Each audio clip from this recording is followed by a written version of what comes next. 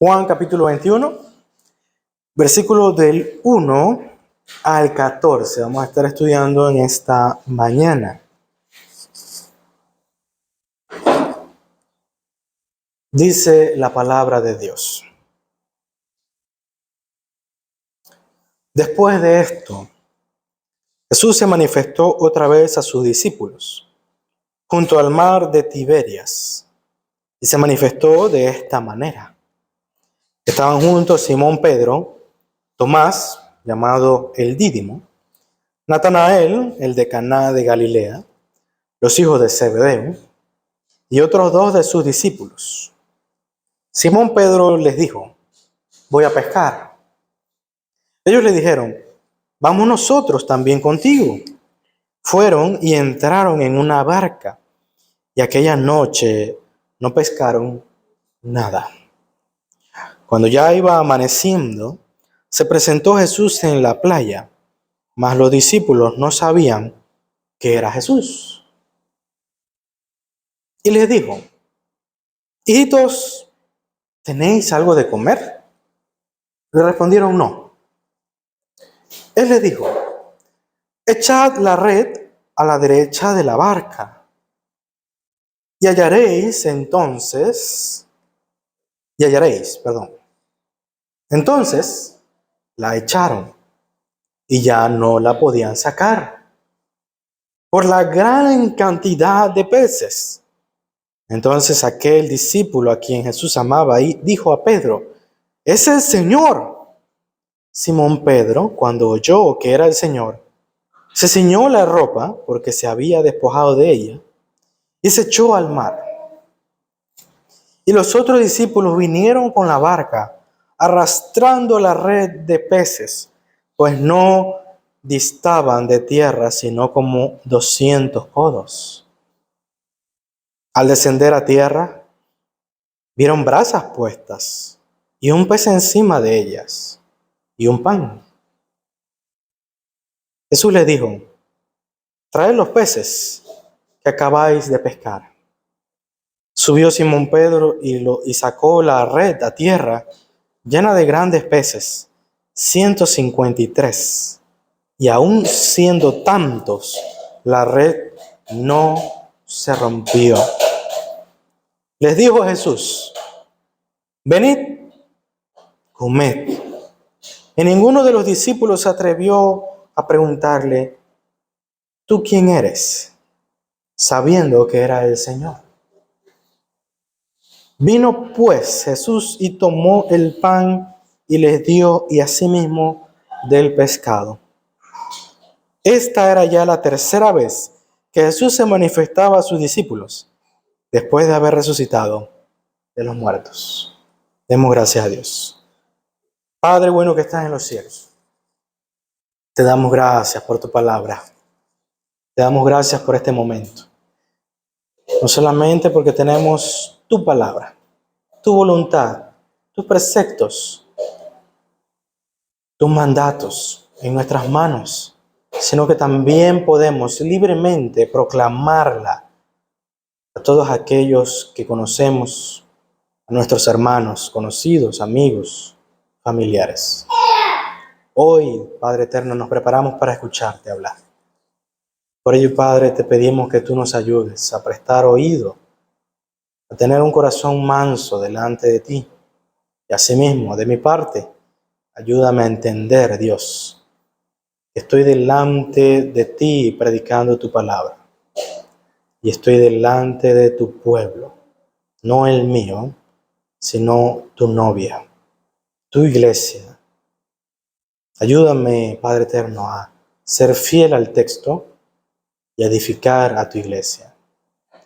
Gracias, Señor, por este tiempo. Gracias, Padre, en el nombre de Jesús. Amén y amén. Bien, hermanos, en esta ocasión vamos a continuar, ¿verdad?, con la historia que está narrando el apóstol Juan.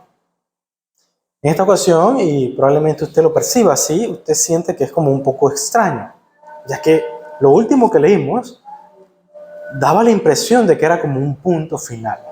Era Juan diciendo: he escrito este libro compilando grandes maravillas para que usted, todos mis lectores, que en ese caso para muchos eruditos era ciertamente la iglesia en general, pero en primera instancia la iglesia de Éfeso, a la cual también fue destinada las cartas del apóstol Juan, que, si Dios lo permite, estaremos estudiando posteriormente. Pero ciertamente da la impresión de que aquí hay una especie de interrupción a la hora de escribir. Es como si alguien más hubiese continuado algo, ¿verdad?, que el apóstol Juan no narró. Según algunos, esta es la teoría, de que algún discípulo de Juan terminó esta última porción dándole a la epístola de Juan un epílogo, ¿verdad?, una sentencia final, un último párrafo narrativo que a Juan le hubiese gustado él mismo colocar, ¿verdad? Algunos consideran que esa fue la acción que se dio. Sin embargo, en este caso particular, no por ser tradicional ni mucho menos, sino por el simple hecho de que el estilo de escritura es prácticamente el mismo de Juan. De tal manera que lo que podemos ver aquí no es un final en el capítulo 20, sino más bien un punto y aparte, en el cual el mismo Juan, con su puño y letra, terminan este evangelio, dándole un punto final. Y usted lo notará que en esta porción del capítulo 21 es tan personal la narración, tan íntima la narración, que es imposible que podamos identificar este texto de otra autoría, como si fuese escrito por alguien más. Esto que vamos a leer, que hemos leído ya, y que vamos a estudiar, tiene todas las cualidades de alguien que estuvo allí. El detalle de alguien que estuvo presente en lo que se narra a continuación, ¿verdad? Lo primero que nos dice la Biblia en este texto es que el encuentro de Jesús es con algunos de sus discípulos, no todos. Esos son algunos detalles del texto importantes de tomar en cuenta. El texto nos dice quiénes son. Primero, que fue Simón Pedro, también estaba Tomás, al cual habíamos tenido una pequeña interacción previamente en el capítulo 20. También estaba Natanael de Caná, ¿verdad?, quien había sido presentado a nosotros en el primer capítulo del Evangelio de Juan. También estaban los hijos de Zebedeo, los hijos del trueno, quien eran Juan, muy probablemente el escritor de este Evangelio, y su hermano Jacobo. Y otros dos de sus discípulos al cual nosotros no tenemos conocimiento. El apóstol Juan, en este caso, no nos dice quiénes son. Y algo que tenemos que tomar siempre en cuenta es que no estaban todos los discípulos en esta reunión. Ahora, ¿cuál era el motivo de esta reunión de los discípulos acá? Y, por cierto, ¿dónde es? El texto nos dice que era junto al mar de Tiberias, ¿verdad?, que es un área tradicionalmente pesquera, ¿verdad?, cerca del mar de Capernaum, un área que es tradicionalmente pesquera y que al mismo tiempo ya en el llamamiento de Simón Pedro y Andrés, ¿verdad?, fueron encontrados en esta región, fueron llamados por Cristo al ministerio. Y Cristo les dijo, ¿verdad?, que ellos serían llamados a ser no pescadores tradicionales y comunes, sino pescadores ¿de qué? De hombres. Ahora Jesús va al encuentro de estos mismos discípulos. Podríamos inferir que uno de esos discípulos desconocidos es Andrés, probablemente. Existe la posibilidad, ya que también se dedicaba a la pesca como Pedro. Pero solamente es una conjetura, una inferencia. Que se encontraban en este lugar bajo la petición del apóstol Pedro de que él se dirigía a este lugar a pescar. El versículo 3 nos dice, Simón Pedro les dijo, voy a pescar, voy a pescar. Y los demás le dijeron, vamos contigo, nosotros te acompañamos. Fueron y entraron a una barca y aquella noche no pescaron nada. Un detalle importante es que ellos salieron de noche. Esto probablemente, no sé si haya alguien que haya tenido una jornada de pesca. Yo hace muchos años tuve una jornada de pesca y creo que solamente para ir al seguro me he levantado tan temprano. Nos fuimos de madrugada cuando todavía el sol no había salido. ¿Por qué motivo? Bueno, hay muchos motivos, pero entre ellos está el hecho de la marea, jugar con la marea. Los peces, obviamente, también están más cerca de la costa y eso ayuda mucho a la pesca. También no solo el movimiento de la marea ayuda a la pesca, sino también que los peces en esos horarios normalmente están más cerca de áreas de arrecife y ese tipo de cosas. Así que íbamos con esa intención, ¿no? Asimismo se procuraron Simón, Pedro y los demás. ¿Y quiénes mejores para decidir el horario oportuno para pescar que pesqueros profesionales? Créame que Simón Pedro tenía un doctorado. Lo que no sabía en letra, lo sabía en la pesca. Era un hombre muy dotado en esta área. Así que decidieron ir de noche, todos le acompañaron, los demás. Pero en aquella noche, para sorpresa de ellos, no pescaron nada. No habían pescado nada. Y la Biblia nos dice que se acercaba el amanecer. Ya estaba amaneciendo. Y se presentó una persona totalmente desconocida a todos los que estaban en la barca. Y muy probablemente, y podemos notar aquí, que la distancia entre la barca y la orilla no era muy distante. Por ese el motivo por el cual salían de madrugada. Porque sabían que la marea estaba alta, estaba muy cerca de la costa y los peces también. Esa era la intención, ¿verdad? Así que apareció una persona totalmente desconocida al ojo de los discípulos y totalmente verosímil esto, ¿eh? Para algunos puede decir, ¿cómo no lo van a reconocer? No, muy probablemente, a pesar de que la distancia no era mucha, ¿verdad? Eran metros, una gran cantidad de metros, para que tengan una idea, 200 codos son 100 metros aproximadamente, desde la costa hasta donde estaba la embarcación. Fueron 100 metros que tuvieron que los discípulos jalar, ¿verdad? Aquella red llena de peces, ¿verdad? Con las barcas hasta la orilla.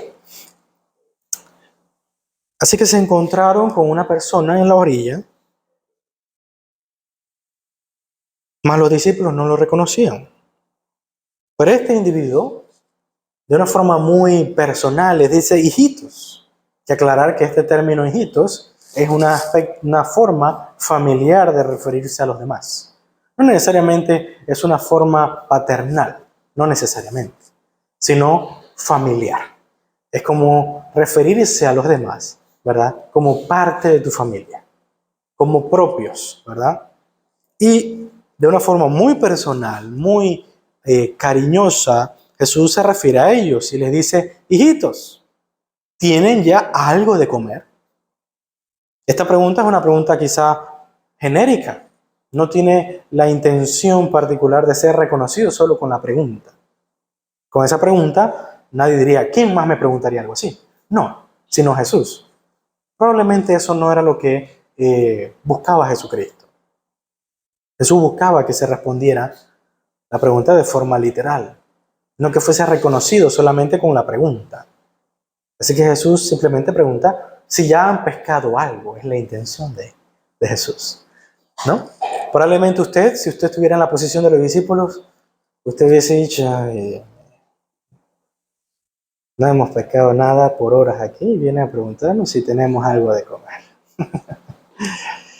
No tengo nada en los bolsillos y me están pidiendo ayuda. Yo necesito ayuda. Dirá alguno de ustedes que quizá en una situación similar.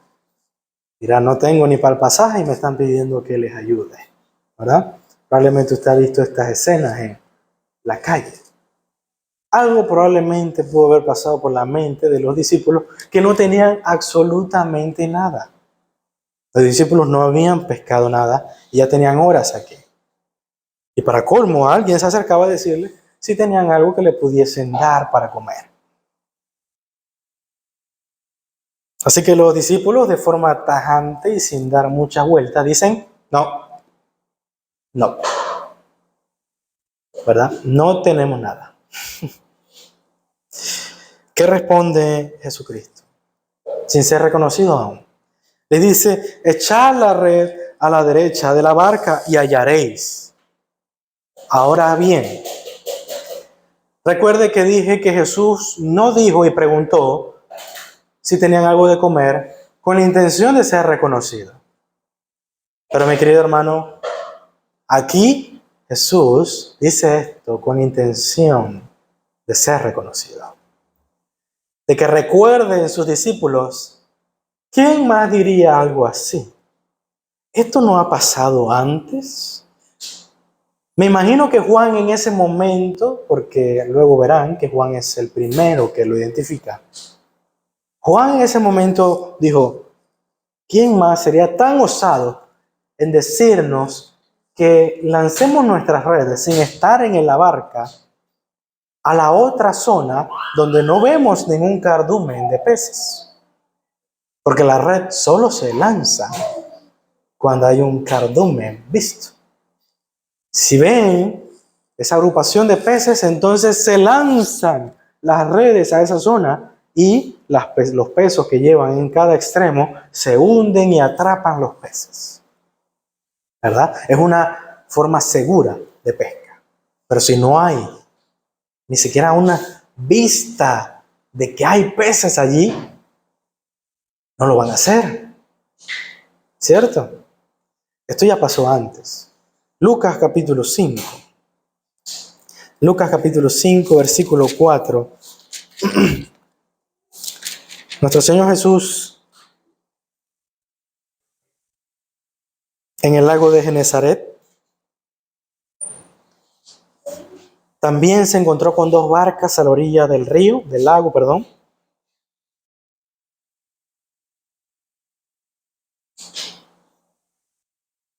Jesús se acerca a Simón y le dice, boga mar adentro, versículo 4, y echa vuestras redes para pescar.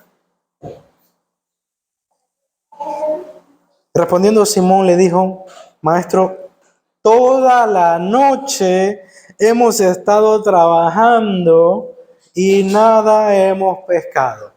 Mi querido hermano, esto sale directamente de un corazón frustrado, cansado, y que con lo poco que le queda de paciencia, a Pedro dice, Señor, yo soy el pescador acá. Prácticamente, de forma muy suave, Pedro le intenta decir eso a Jesús. Pedro le dice, Jesús, ya lo hemos hecho. Ya lo hemos intentado. Todas las estrategias que me enseñó mi padre en la pesca, las hemos hecho. Vamos a hacerlo por hacerte caso. Porque tú me lo dices y bueno, todavía hay un poco de tiempo. Vamos a hacerlo porque tú me lo dijiste. Respondiendo Jesús le dijo, ¿verdad? Pero Simón le dijo, maestro, toda la noche hemos estado trabajando y nada hemos pescado más en tu palabra. Más en tu palabra. Echaré la red. Echaré la red en tu palabra. Está bien. Te voy a creer. Te voy a dar una oportunidad. Y habiéndolo hecho, encerraron gran cantidad de peces y su red se rompía. En otras palabras, es muy probable dos cosas que pudieron haber pasado aquí. La red era más pequeña o había más peces en esa red que lo que hubo luego en aquel día, ¿verdad?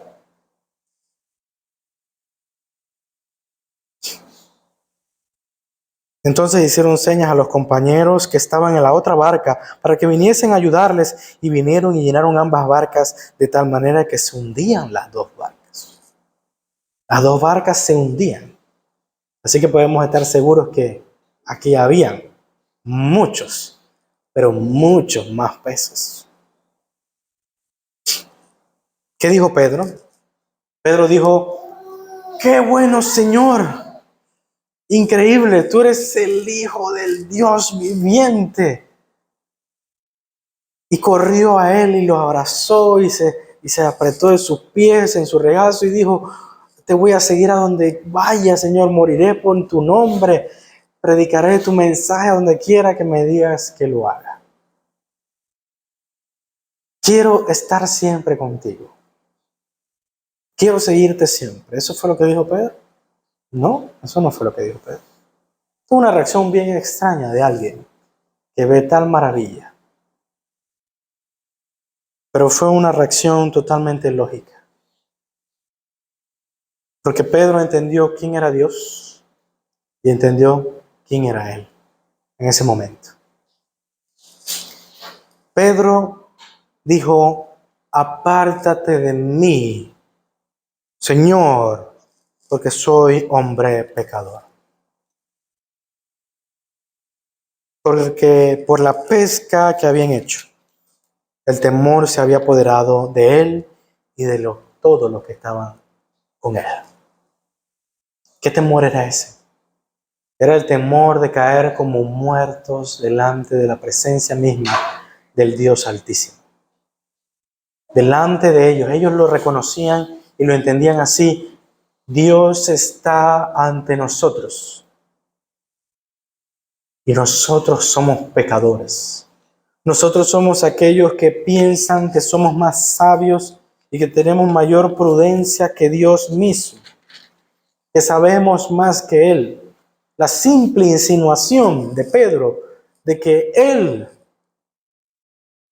sabe más que el Señor Jesús, que tiene el control de todas las cosas y no el Señor Jesús, esa simple insinuación a Pablo le pesó como una cruz entera.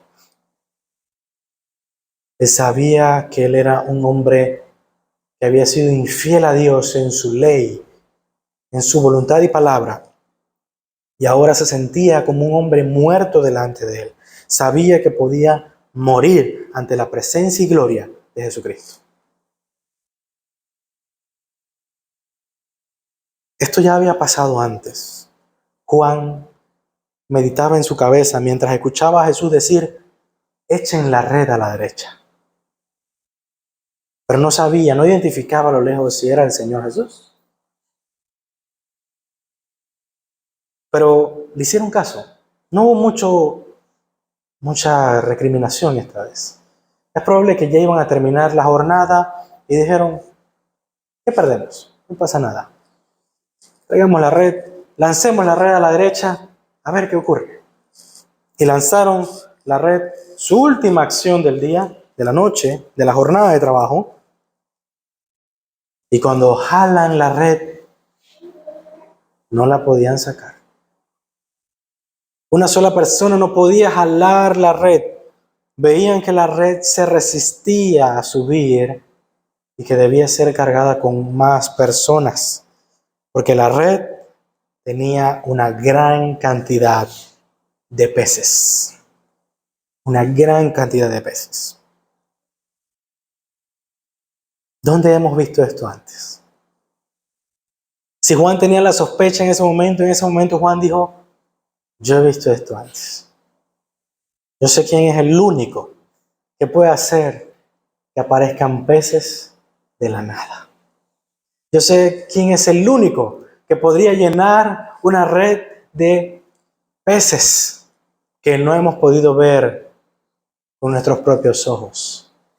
El único que tiene el control de todo el reino animal, de las aguas y la tempestad, del cielo y de la tierra, el único que tiene tal potestad, ese es nuestro Señor. Y por eso es que Juan lo identifica con su título Kyrios, Señor. Y dice: Juan, al discípulo que Jesús amaba, le dice a Pedro, es el Señor. Y Simón Pedro, cuando oyó esto, él no cayó en tierra y dijo, apártate de mí, Señor, porque soy un hombre pecador. Oh, claro que lo era, y sin duda que lo era. Este es el mismo hombre que había negado a Jesús 3 veces antes de que se hiciera de día, antes de que saliera el sol en el horizonte. Pedro dijo, yo no conozco a ese hombre. Tuvo que maldecir el nombre de Jesús para que fuese creíble que él no le conocía. Porque como buen discípulo de Jesús, hablaba como uno de ellos. Tuvo que maldecir el nombre de Cristo. Tuvo que proferir de sus labios maldición al nombre de su Señor y su Maestro. Al mismo Señor al cual dijo, ¿a quién más iré? Si solo tú tienes palabras de vida eterna. Al mismo que capítulos antes él había dicho que tú, Señor, ¿quién dicen vosotros que soy yo? Le dijo Jesús. Y él contestó, tú eres el Cristo. Tú eres el Hijo del Dios Altísimo. Esos mismos labios fueron los que posteriormente dijeron, no sé quién es ese hombre. Así que tenía todos los antecedentes, todo el bagaje para caer en tierra y decir, Señor, no te acerques a mí. E incluso remar en sentido contrario a Jesús y esconderse de él. Pero en esta ocasión Pedro sabía. Pedro entendía que ahora sí, no tiene a dónde ir. Pedro entendió que no tiene otro lugar a donde encontrar palabras de vida eterna. En esa ocasión, Pedro era un hombre sin esperanza. Era un hombre sin confianza. Él no pensaba que Jesús era su Salvador, su Redentor, la fuente de perdón para sus pecados, sino la única fuente de juicio para él. Él pensaba, lo único que merezco y que voy a recibir de Dios es juicio por mis pecados. Eso era lo que él creía de Dios. Pero ahora él sabe y entiende que no tiene otro lugar a donde acudir para atender su corazón pecaminoso, si no es en el regazo de su Maestro y Señor Jesucristo. Y en vez de esconderse en un arbusto, y en vez de esconderse en una cueva, y en vez de huir a mar abierto, lejos del Señor Jesús, él se ciñe la ropa, salta al mar y corre a Él. Corre a Jesucristo. Porque mi querido hermano, nuestro Señor Jesucristo, usted que ha pecado, nuestro Señor Jesucristo no se ha ido al otro lado del mundo. No ha quitado el rostro de usted.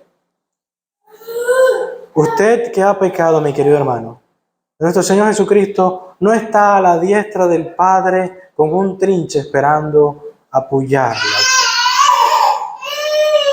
Nuestro Señor Jesucristo no está con un mazo esperando para darle un mazazo.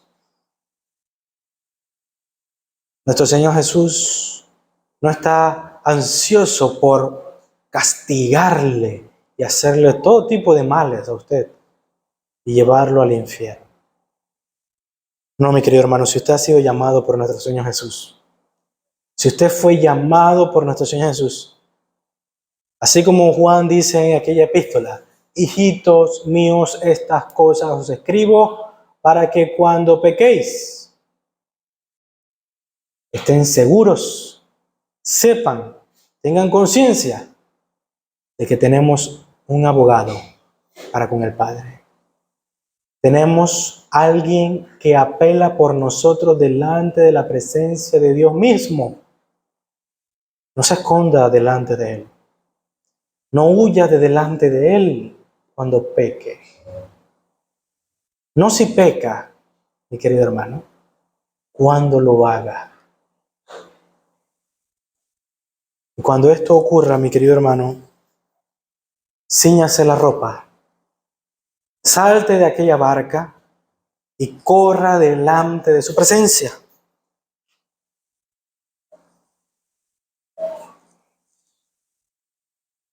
Miren esta escena que me encanta. Cuando Pedro llega a la costa y los demás discípulos, con la carga pesada que Pedro dejó atrás, llegan a la costa. Ya en la costa, en la orilla del mar,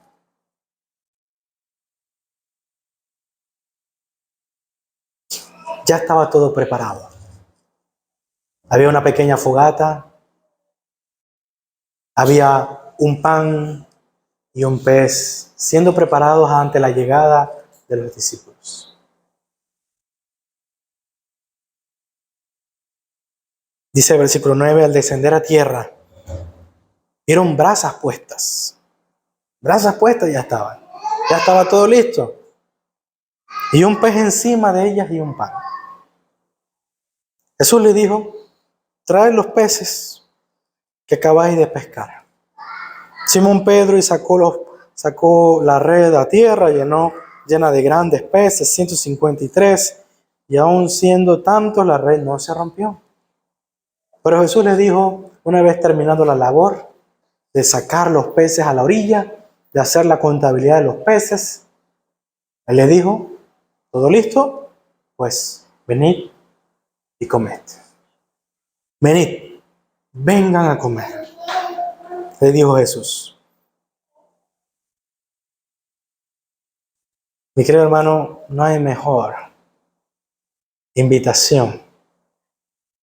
Pues si usted me invita a comer, yo me sentiré muy, muy halagado. Qué bendición. Así yo sé que así los demás hermanos. Pero no hay mayor invitación en las Escrituras que la invitación de Cristo Jesús a que comamos a la mesa con Él. Cuando Él nos dice, vengan todos, comamos todos juntos. Pedro no estaba ahí, Señor, tengo que decir, perdóname por lo que hice. No, vengan, coman todos. ¿Qué les da de comer nuestro Señor Jesús? Yo creo que esto ocurre genuinamente, cada detalle, lo que está aquí escrito, ocurre tal cual. Y no es una invención de Juan y voy a poner que fue esto para que todos hagan relación con algo más. No. Creo que es Jesús quien le da de comer a ellos lo que anteriormente Él había dado a las multitudes. ¿Qué dio de comer a las multitudes Jesús previamente en el Evangelio de Juan? Panes y peces. ¿Qué hizo Dios Jesucristo? Dios, el Hijo, Dios, en aquel lugar, con unos cuantos panes y con unos cuantos peces. Hizo que los peces se multiplicaran de la nada. Y les dio de comer a las multitudes. Ahora, en un momento personal, íntimo, si usted se pregunta, oye, pero eran 7 discípulos, nada más había un pan y un pez, ¿cómo iban a comer todos? Ah, bueno, todos tomaron de los peces que habían pescado, ¿no? No. No comieron de los peces que habían pescado los discípulos, sino que comieron de lo que trajo nuestro Señor Jesús, directamente de Él. No de las manos humanas de los discípulos, sino directamente de lo que el Señor Jesús les proveyó en esa mañana. Esa mañana, nuestro Señor Jesús les dio de comer directamente de parte de Él. Le dio pan y pez. a cada uno de ellos. ¿Qué nos enseña esto? Primeramente, mi querido hermano, Jesús cuando les dice a los discípulos si habían pescado algo, ¿tienen algo de comer? Ellos dijeron que no. Pero Jesús, cuando ellos llegan a la orilla, ¿tenía algo de comer? ¿Sí o no? Sí. Mi querido hermano, yo estoy seguro que esta escena es una gran lección a los discípulos. Es una gran lección a nosotros. De que sin Él no tenemos nada. Sin Él, por más expertos que somos, por más títulos que tenemos, por más experiencia que hemos adquirido, nada podemos lograr sin Él. Es que yo soy ingeniero. Es que yo soy magíster en psicología. Es que yo soy licenciado en matemática. No, es que yo soy licenciado en comercio. No, mi querido hermano, nada de eso sirve delante de Dios. Nada de eso sirve en la vida diaria. Si usted logra algo hoy, mañana, el miércoles, el viernes, fue porque Jesucristo se lo proveyó. No fue su sagacidad, no fue su expertise, no fue su léxico, no fue sus grandes títulos que fueron presentados en aquella entrevista. Y usted le dijo, tengo título en esto, título en aquello, título en lo otro. Aquí tengo una carta de referencia de la empresa tal. No, eso no es lo que le va a dar el trabajo a usted. Lo que le va a dar el trabajo a usted, lo que le va a dar la provisión a usted diaria, es la providencia y soberanía de Dios para con sus criaturas y especialmente, no solo para sus criaturas, sino para sus hijitos, mis hijitos míos. Dios tiene cuidado de las aves, de los peces del mar, de cualquier animal en la faz de la tierra, de cada pequeño detalle de ellos, hasta el más mínimo detalle, del nido que hacen, de la paja y la vegetación que utilizan para hacer los nidos, del alimento que consumen todos los días, de las aves y de todo animal de la tierra. Dios lo provee. ¿Cuánto más usted y yo seremos provistos de la mano soberana y providencial de nuestro Señor Jesús, que nos tiene plasmados en su mano, nuestros nombres plasmados en su mano? Esto es lo que nos enseña nuestro Señor Jesús a través del apóstol Juan en este texto, de que sin Él nada podemos hacer. Y lo que Jesús le está tratando de decir a los discípulos es, ¿cómo les ha ido sin mí? ¿Qué tal la pesca? ¿Se acuerdan de lo que Jesús les llamó a hacer a ellos? Jesús les dijo, ya no serán más pescadores, sino pescadores de hombres. Los discípulos habían dejado todo. Habían dejado el ministerio, habían dejado el llamado de Cristo para seguir en la vida que tenían antes, incluso habiéndolo visto resucitado. Aún su corazón sentía indignidad de servir al Señor Jesús. Y Pedro, el primero de ellos, decía, vuelvo a las redes, es lo único que sé hacer bien y lo único que haré. ¿Cómo le va a Pedro allá? ¿Cómo te va, Pedro, sin mí? Mal. Muy mal. Ahora Pedro entiende que no tiene a dónde ir. Ahora entiende Pedro que realmente aquella afirmación tremenda que hizo al principio en los primeros capítulos de Juan era real, porque no tiene esperanza, no tiene futuro, no tiene a dónde ir, si no es en Cristo Jesús. Cristo es nuestro único destino, pero es nuestro único camino. A Él debemos ir, y a través de Él debemos ir siempre. Esto es lo que Jesús nos intenta enseñar e intentó enseñar a los discípulos. ¿De quién viene el sustento? De mí. ¿Quién les alimenta? Yo les alimento. ¿Quién les da éxito en sus labores? Yo les doy éxito en sus labores. Yo soy el que tiene potestad en el cielo, así mismo en la tierra. Yo soy su maestro, yo soy su Señor. Vengan a mí, coman y beban. Esa era la intención, esa fue la enseñanza de Jesús. Cuando Jesús nos dice, venid y comed, nos recuerda no solamente que son panes y peces, sino también nos recuerda que fue Jesús quien dijo, comed de mi carne y bebed de mí.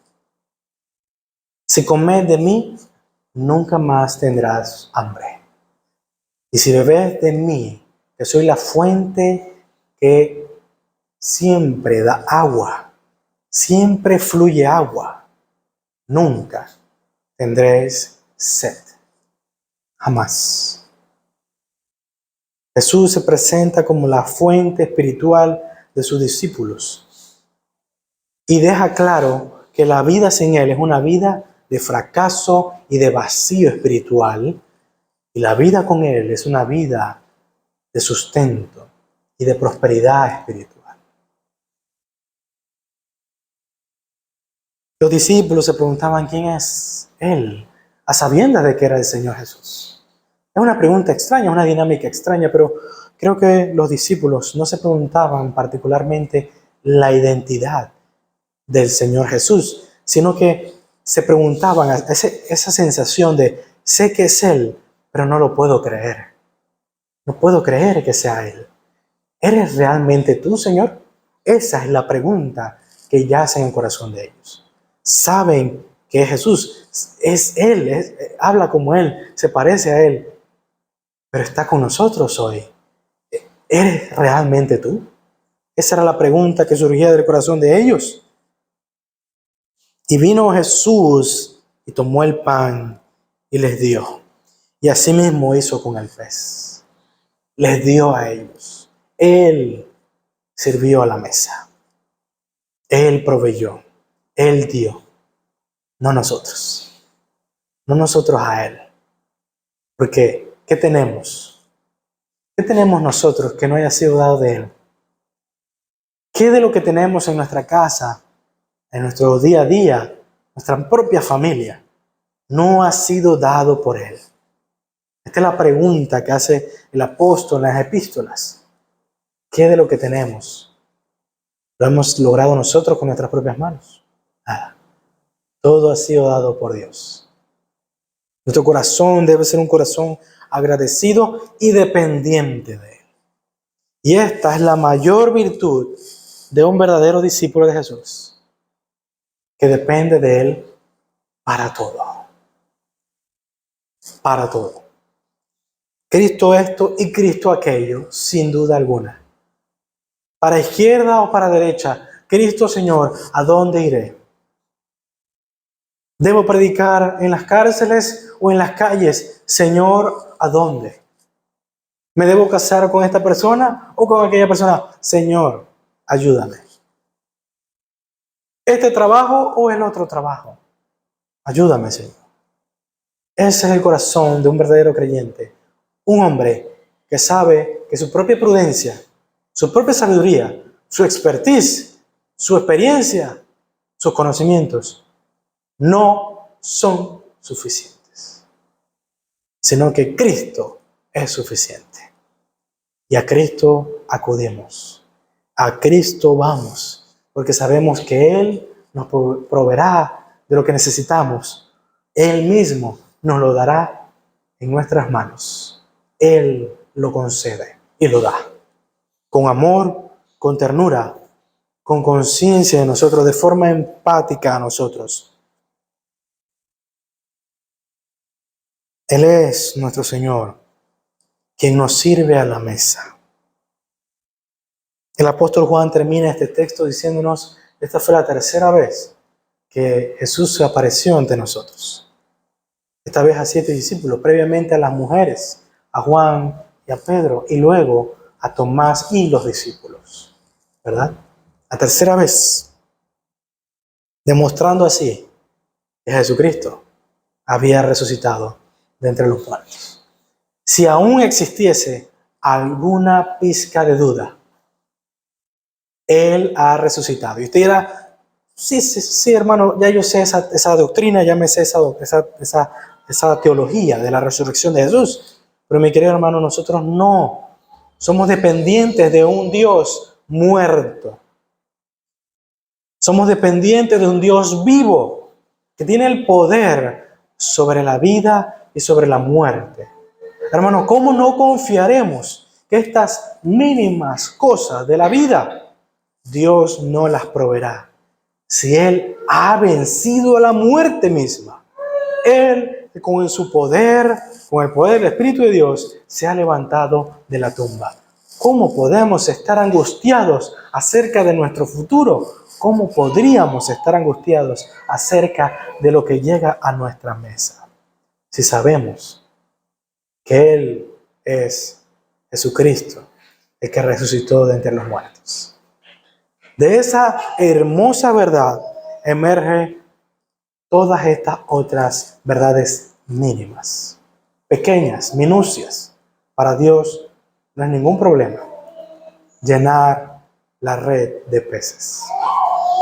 Así como no será ningún problema, hermano, que Él llene sus familias de sustento, de bendición espiritual, así como de bendición material, de oportunidades de trabajo.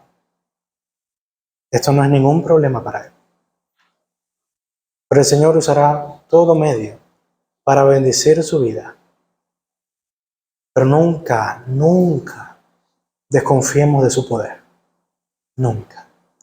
Él es el Dios todopoderoso, todo sustentador. Algunas pequeñas lecciones que debemos nosotros aplicar en nuestro día a día de estas hermosas verdades. Mi querido hermano, esto implica la dependencia a Cristo Jesús, implica que todos los días vayamos a Cristo a su encuentro y desayunemos con Él. Y permítanme usar esa expresión, porque fue de mañana que Cristo le dio de comer a sus discípulos. Fue un desayuno milagroso. El Señor Jesús dio de comer a sus discípulos. Asimismo, siempre, todos los días, vayamos al encuentro de nuestro Señor Jesús en oración, en constante oración, presentando el día a nuestro Señor Jesús, nuestras labores, nuestros planes, nuestro propósito del día, de nuestra semana. Y dependamos de Él. Recibamos la bendición de parte de Él y de forma directa.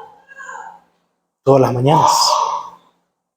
mañanas, antes de salir el alba. Practiquemos eso, la dependencia a Cristo Jesús, genuina y verdadera.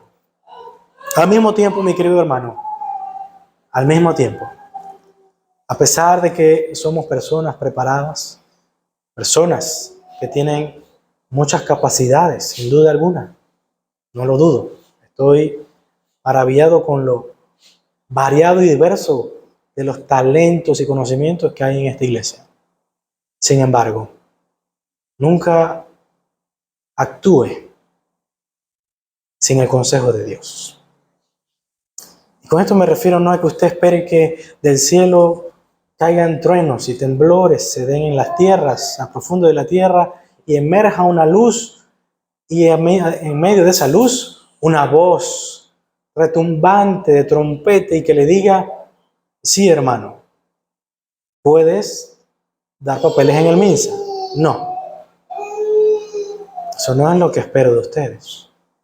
Pero creo que usted y yo debemos reposar en aquella voz que retumba todos los días y que proviene de nuestra Biblia.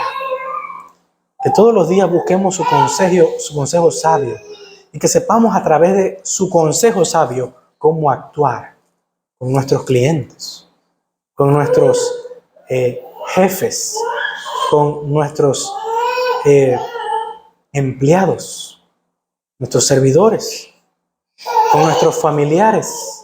Que siempre acudamos al consejo sabio de Dios y que no actuemos de forma unilateral. Que no actuemos solamente por nuestra propia prudencia y nuestra propia sabiduría, sino que lo hagamos guiados por la palabra santa de Dios. Eso, mi querido hermano, es la vida cristiana. Que vivamos y hagamos todo porque la palabra de Dios nos lo aconseja así. Que Dios nos ayude.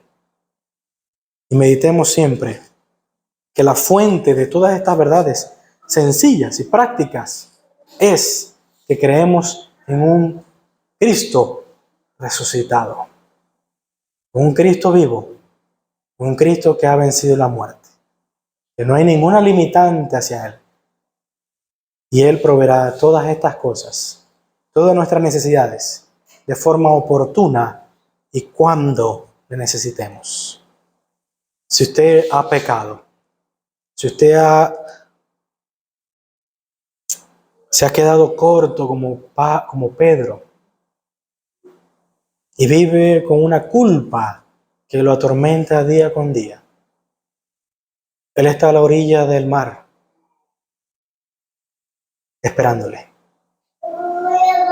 Arrepentíos, hermanos, arrepentíos de vuestros pecados y Él os perdonará y limpiará con hisopo de todos vuestros pecados. Porque, mi querido hermano, Él ha resucitado. Y si ha resucitado, quiere decir que su ofrenda ha sido acepta como olor fragante delante de vuestro Padre. Él ha dicho: me satisface su sacrificio por cada uno de ustedes. El perdón es garantizado para nosotros. Descansemos en esa verdad. Padre bueno que estás en los cielos, te damos gracias por tu palabra y bendecimos tu santo nombre. Ayúdanos, oh Dios, a descansar siempre en tu palabra y a descansar en tu consejo sabio y no en el nuestro, y a depender de ti en cada obra que emprendamos, cada plan que tengamos, que sea validado y bendecido por ti, Señor. Gracias, Señor, por este tiempo. Gracias por mis hermanos. En el nombre de Jesús. Amén y amén.